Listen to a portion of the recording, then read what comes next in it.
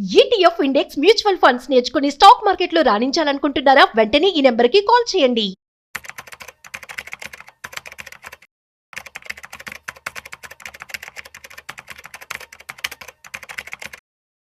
Hi hello నమస్తే, welcome back to Suman TV. ప్రస్తుతం మనతో పాటు ఉన్నారు stock market analyst Sundar Rama Reddy గారు. సార్తో మాట్లాడదాం. నమస్తే సార్. నమస్తే అమ్మా. సార్, ఇప్పుడు ప్రపంచవ్యాప్తంగా చూసుకుంటే స్టాక్ మార్కెట్ కొలాప్స్లో ఉంది. మరి దీన్ని ఎలా చూడొచ్చు అంటారు? ప్రపంచవ్యాప్తంగా ఈరోజు స్టాక్ మార్కెట్లు బాగా డౌన్ ట్రెండ్లో ఉన్నాయండి. ఎందుకంటే ట్రంప్ మొదటి నుంచి చెప్తూనే ఉన్నాడు, April 2 లిబర్టీ డేగా డిక్లేర్ చేస్తున్నాము. ఆ రోజు ప్రపంచవ్యాప్తంగా ఏ కంట్రీస్కి ఎంతెంత ట్యాక్స్లు వేయబోతున్నామని చెప్పేసి క్లియర్గా మెన్షన్ చేశారు. సో ప్రపంచం మొత్తం తెలుసు April 2 ఏదో జరగబోతుందని. బట్ సివియారిటీ ఈ రేంజ్లో ఉంటుందని మాత్రం ఎవరు ఎక్స్పెక్ట్ చేయలేదు. ప్రపంచంలో ఫస్ట్ టైం అమెరికా వాళ్ళు ఈ రేంజ్తో ఎంటైర్ వరల్డ్ మార్కెట్స్ మీద ఒక ట్యాక్స్లు వేసుకుంటూ పోవటం అనేది అనమాట. అది మనం కని విని ఎరగం, ఎప్పుడు ఊహించలేం కూడా. ఇప్పుడు ఈ పెరిగిన టారిఫ్ ఎంత అంటే చైనా మీద ఆల్మోస్ట్ 50% పడింది. అంటే ఇప్పుడు అమెరికన్లో చైనా గుడ్స్ ఏదమ్మినా సరే రేపు April 9 తర్వాత నుంచి 50% ఎక్కువ రేటుకి అమ్మాల్సి ఉంటుంది వాళ్ళు. ఓకే, యూరోప్ను వదలలేదు, గల్ఫ్ను వదలలేదు, ఇండియాను వదలలేదు, ఎంటైర్ ప్రపంచం మొత్తం అన్ని కంట్రీస్ మీద ట్యాక్స్లు వేసుకుంటూ పోతున్నారు. అండ్ ఇండియా మీద 26 పడింది యావరేజ్ మీద ట్యాక్సెస్. కాబట్టి ఈ ఈవెంట్ని ఇండియన్ స్పెసిఫిక్ ఈవెంట్గా మనం చూడలేము. ప్రపంచంలో అన్ని కంట్రీల్లో ట్యాక్స్లు ఉన్నాయి కాబట్టి. ఓకే, యూరోప్ మీద 20% ట్యాక్స్లు వేశారు, చైనా మీద 36% వేశారు, ఇండియా మీద 26% వేశారు, అన్ని కంట్రీస్ మీద వేశారు. కాబట్టి ఇది గ్లోబల్ ఈవెంట్ అనమాట. సో ఇది టారిఫ్ వార్ అని బదులు గ్లోబల్ వార్ అంటారు, బిజినెస్ గ్లోబల్ వార్ అంటే. బహుశా మోడర్న్ ఏజ్లో ఇలానే ఉంటాయేమో ఈ వార్స్ అన్ని కూడా. అయితే కొన్ని కంట్రీలు ఎగ్జామ్షన్ చేయలేదా అంటే చేశారండి. And Russia and Belarus and Ukrainian and Cuba ఇలాంటి వాటిలో ఆల్రెడీ వాటి మీద వాళ్ళ రిస్ట్రిక్షన్స్ ఉన్నాయి కాబట్టి వాటిని అయితే ఎగ్జామ్షన్ చేశారనమాట. అంటే కెనడా, మెక్సికో మీద ఆల్రెడీ ట్యాక్స్లు వేశారు కాబట్టి వాటికి కూడా ఎగ్జామ్షన్ ఇచ్చారు. ఇప్పుడు మొత్తం మీద ప్రపంచవ్యాప్తంగా అన్ని కంట్రీస్ మోరల్లెస్ ట్యాక్స్ని బేర్ చేయాల్సిందే. ఓకే, సో ఇప్పుడు వరకు ఏంటంటే అమెరికా వాళ్ళు ఇంపోర్ట్స్ని తక్కువ రేటుకి అలౌ చేశారు వాళ్ళ పబ్లిక్ కోసం అని చెప్పేసి. ఇక నుంచి ఏంటంటే వాళ్ళ ఏ కంట్రీకి ఎక్స్పోర్ట్ చేస్తే ట్యాక్స్లు ఎంత వేస్తారో ఉల్టా వాళ్ళు కూడా అంతే ట్యాక్స్ వేయడానికి రెడీ అవుతుంది అనమాట. అండ్ ఇప్పుడు వరకు ఏంటంటే అమెరికన్ ఇంపోర్ట్స్ అన్నిటినీ అవి చాలా కాస్ట్లీ అవడం కారణం ఏంటంటే మేజర్గా ట్యాక్స్లు వేయటం అనమాట. ఫర్ ఎగ్జాంపుల్ మనం ఒక ఎలక్ట్రికల్ వెహికల్స్ని అబ్రాడ్ నుంచి ఇంపోర్ట్ చేసుకున్నాం అనుకోండి, 100% కస్టమ్ డ్యూటీ పే చేయాలి. ఓకే, ఇప్పుడు అమెరికా వాళ్ళు ఏం చేస్తారంటే మాకు మీరు 100 వేస్తే మీకు కూడా 100 వేస్తామని చెప్తున్నారు అనమాట. అట్లా ఈ టారిఫ్ వార్ బీన్ అయింది, అది పీక్ లెవెల్కి వచ్చేసింది అనమాట. అండ్ ఈరోజు ఇప్పుడు లైవ్ మార్కెట్లో ఇండియన్ మార్కెట్ ఫ్లాట్గా ట్రేడ్ అవుతుందని, కానీ ఏషియన్ మార్కెట్స్ మొత్తం అంటే చైనా అండ్ హాంకాంగ్ మార్కెట్ -2లో ట్రేడ్ అవుతుంది, జపాన్ -3లో ట్రేడ్ అవుతుంది, అండ్ యూరోప్లో -2లో ట్రేడ్ అవుతుంది. ఈవెన్ అమెరికన్ ఫీచర్స్ కూడా ఇప్పుడు లైవ్ మార్కెట్లో -3లో ట్రేడ్ అవుతున్నాయి. అండ్ కరెన్సీ అయితే -1లో రన్ అవుతుంది. డాలర్ ఇండెక్స్ -1 అండి. కరెన్సీస్ చాలా స్లోగా మూవ్ అవుతాయండి. ఆ ఎసెట్ క్లాస్ కూడా -1 అవుతుంది అంటే మీరు ఊహించుకోండి సివియారిటీ ఏ రేంజ్లో ఉంటుందో. మొత్తం మీద ఇండియాలో ఇది 0.6% జీడిపి గ్రోత్ని తగ్గించదండి. ఇది దీనివల్ల తగ్గిపోద్ది అనమాట. అండ్ ముందు రోజుల్లో బహుశా మన వాళ్ళు ఎవరైనా నెగోషియేషన్ చేస్తే ట్యాక్స్లు తగ్గచ్చేమో కానీ, బట్ మన పరిస్థితి కనుక చూస్తే వాళ్ళు తగ్గించేలా కనిపించడం లేదు. ఎందుకంటే ఒక ఇండియన్ సెంట్రిక్ కాదు ఇది, వాళ్ళు వరల్డ్ వైడ్గా చేస్తున్నారు. మొత్తం మీద ఈ ట్యాక్స్ వేయడం ద్వారా అమెరికన్ గవర్నమెంట్కి 50 లక్షల కోట్లు ఇన్కమ్ వస్తుంది అని చెప్పేసి ఎక్స్పెక్ట్ చేస్తున్నారు. వాళ్ళు ఎంతవరకు మ్యాచ్ అవుతుందో మనం చూడాలి. అంటే ట్రంప్ టారిఫ్ సార్ ఏ రంగాలపైన ఇంపాక్ట్ ఉంటుందంటారు? బాగా డెఫినెట్గా ఇండియాలో మెజారిటీ ఇండియా నుంచి ఇప్పుడు దాకా ఏదైతే అమెరికాకి ఎక్స్పోర్ట్ చేస్తున్నారో అది వాళ్ళ స్ట్రెంత్ అనుకున్నారండి. ఈ టారిఫ్ నిమా అంటే అదే వాళ్ళ వీక్నెస్గా మారబోతుంది అనమాట. IT most of the Indian stocks మొత్తం ఐటీ టార్గెట్ అమెరికా ఉంటుందండి. సో వాటి మీద ఈ టారిఫ్ ఉంటుంది. And second, automobile spare parts పర్టికులర్గా 40% ఇండియా నుంచి పోతాయి. డైరెక్ట్గా ఆటోమొబైల్స్ ఒక్కటి కూడా వెళ్ళదు, బట్ ఆటో స్పేర్ పార్ట్స్ మాత్రం 40% టార్గెట్ మనం అనుకుంటున్నది. సో సివియర్గా ఎఫెక్ట్ అవుతాయండి. అండ్ టాటా మోటార్స్ అయితే ఇండియా నుంచి ఏం పంపిది కానీ, బట్ లండన్ నుంచి వాళ్ళ జాగ్వార్, ల్యాండ్ రోవర్ ఇవన్నీ అమెరికా వెళ్తాయండి. 25% మార్కెట్ అనమాట అక్కడ. సో వాళ్ళు సివియర్గా ఎఫెక్ట్ అవుతారు. కాబట్టి మేజర్ ఎఫెక్ట్ అయితే ఫార్మాస్యూటికల్స్ ఉంటాయి కానీ వాళ్ళు ఎగ్జామ్షన్ ఇచ్చారు, వాళ్ళకు ఉండదు. అండ్ బట్ ఐటీకి ఉంటుంది, ఆటోమొబైల్కి సివియర్గా ఉంటుంది. ఈ రెండు సెక్టర్స్కి ఎక్కువ ఉంటుంది, మిగతా సెక్టర్స్కి అంత ఉండదు. కాకపోతే మన రైవల్స్కి మనతో పోల్చుకుంటే వాళ్ళకి చాలా ఎక్కువ ఉంది. చైనాకి కానీ, జపాన్ కానీ, అండ్ పక్కన వియత్నాం కానీ, కొరియన్స్ కానీ వాళ్ళకి చాలా ఎక్కువ, యూరోపియన్ కానీ చాలా ఎక్కువ ఉంది.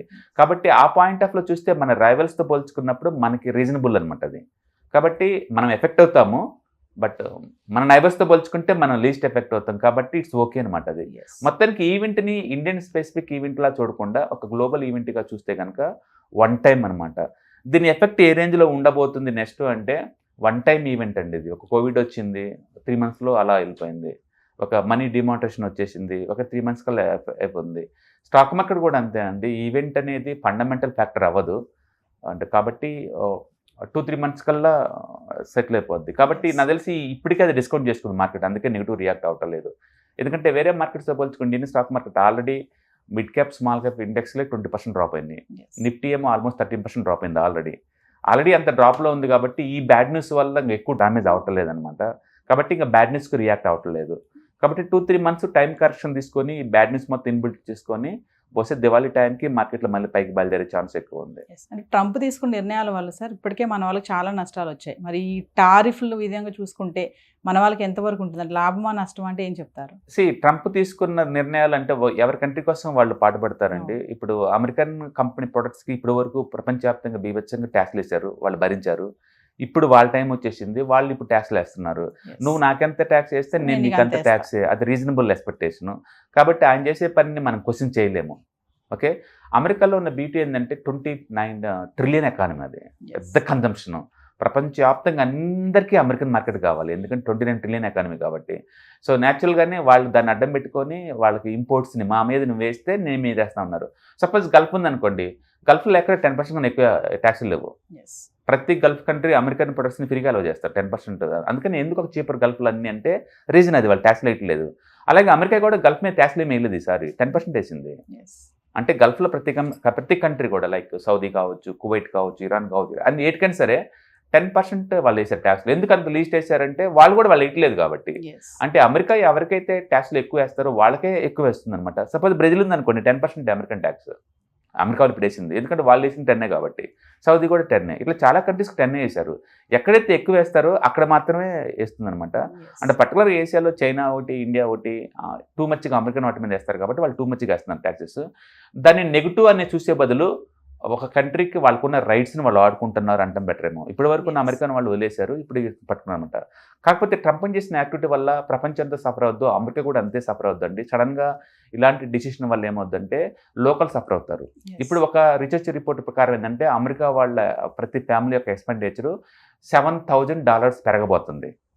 $7,000. అందుకని వాళ్ళు కాంపెన్సేషన్ కింద ఏంటంటే లోకల్ ఇన్కమ్ ట్యాక్స్ తగ్గించుకోవటాలు, రెండోది ఈఎంఐ తక్కువ రేటుకి, మేక్ ఇన్ అమెరికా వాళ్ళు కొంటే తక్కువ రేటుకి ఇవ్వటాలు, ఇలాంటివి చేస్తున్నారు. వాళ్ళ ఉద్దేశం ఏంటంటే మళ్ళీ మేక్ ఇన్ అమెరికా తయారవుతుంది, ఎక్కువ జాబ్స్ అమెరికాకి వస్తాయని వాళ్ళ ఉద్దేశం. బట్ ఇప్పుడు మనం 2025లో ఉన్నామండి. ఈ టైంలో ఇండస్ట్రియల్ తయారు అవడం అనేది ఓవర్నైట్ కుదిరే పని కాదు. పైగా అమెరికాలో లేబర్ కాస్ట్ చాలా కాస్ట్లీ ఉంటుంది. ఎంతవరకు వర్కౌట్ అవుతుందని మనం చూడాలి. మొత్తానికైతే అమెరికా సఫర్ అవుతుంది టెంపరీగా, వరల్డ్ మొత్తం సఫర్ అవుతుంది. బట్ వన్ టైం ఈవెంట్ అండి, ఎందుకంటే రోజు ట్యాక్స్లు వేయలేం కదా. ఈ న్యూస్ అనేది వన్ టైమే. మనం ఒక్కొక్క స్టాక్ స్పెసిఫిక్ అప్రోచ్ ఫాలో అవటం బెటర్. ఫర్ ఎగ్జాంపుల్ ఐటీసీ ఉందనుకోండి, జీరో ఎఫెక్ట్. టాటా మోటార్స్ ఉందనుకోండి, అంటే జాగ్వార్ అండ్ ల్యాండ్ రోవర్కి వాటికి సివియర్ ఎఫెక్ట్ ఉంటుంది. కాబట్టి అన్నిటికీ ఒకేలాగా ఉండదు ఎఫెక్ట్, ఒక్కో సెక్టర్ ఒకలాగా ఉంటుంది. మొత్తం చూస్తే హోల్సేల్గా ఒక ఆటోమొబైల్ ఇండస్ట్రీ స్పేర్ పార్ట్స్ సివియర్గా ఎఫెక్ట్ అవుతున్నాయి. రెండోది ఐటీ ఇండస్ట్రీ సివియర్గా ఎఫెక్ట్ కాబోతుంది. అండ్ ఫార్మా ఎగ్జామ్షన్ ఇచ్చారు కాబట్టి ఆ ఒక్కటి ఎగ్జామ్టెడ్ అనమాట, దానికి ఎఫెక్ట్ అవ్వదు పెద్దగా. బట్ మిగతా సెక్టర్స్ మొత్తం అయితే ఎఫెక్ట్ అవుతాయి అంత. Thank you sir. హాయ్, మీరు స్టాక్ మార్కెట్కి కొత్త, లేదా మీరు మార్కెట్లో ఉన్నా సరే మనీ మేక్ చేయడం టఫ్గా ఉందా? అంటే స్టాక్ మార్కెట్లో ఎన్ని సంవత్సరాలు ఉన్నా సరే ఇంకా బ్రేకింగ్ ఏం రావట్లేదా? లేదా మీరు పెద్ద మొత్తంలో స్టాక్ మార్కెట్లో మెయింటైన్ చేయాలనుకున్నారా? మీ పొజిషన్ ఏదైనా అయి ఉండొచ్చు. స్టాక్ మార్కెట్లో కనుక లాంగ్ టర్మ్లో మనీ మేక్ చేసుకోవాలనుకుంటే షార్టెస్ట్ పాసిబుల్ వే అంటే ETFs, index funds, mutual funds ద్వారా లిటిల్ బిట్ ఈజీగా ఉంటుందన్నమాట. కాబట్టి మీకు ఎవరికైనా ఇంట్రెస్ట్ ఉందంటే ETFs, index funds and mutual funds నేర్చుకోవడానికి ఇది బెస్ట్ పాసిబుల్ వే ఏంటంటే ETFs, index funds and mutual fund course. ఇది ఎవ్రీ మంత్ వీకెండ్స్లో సాటర్డే, సండే, మండే ఇలా 3 రోజుల్లో daily 2 hours, totally 6 hours program ద్వారా నేర్పడుతుంది. ఇంట్రెస్ట్ ఉన్న పార్టిసిపెంట్స్ కింద స్క్రోల్ అవుతున్న నెంబర్స్ని కాల్ చేయడం ద్వారా లేదా రిజిస్టర్ చేసుకోవడం ద్వారా మీ సీట్ని బుక్ చేసుకోవచ్చు.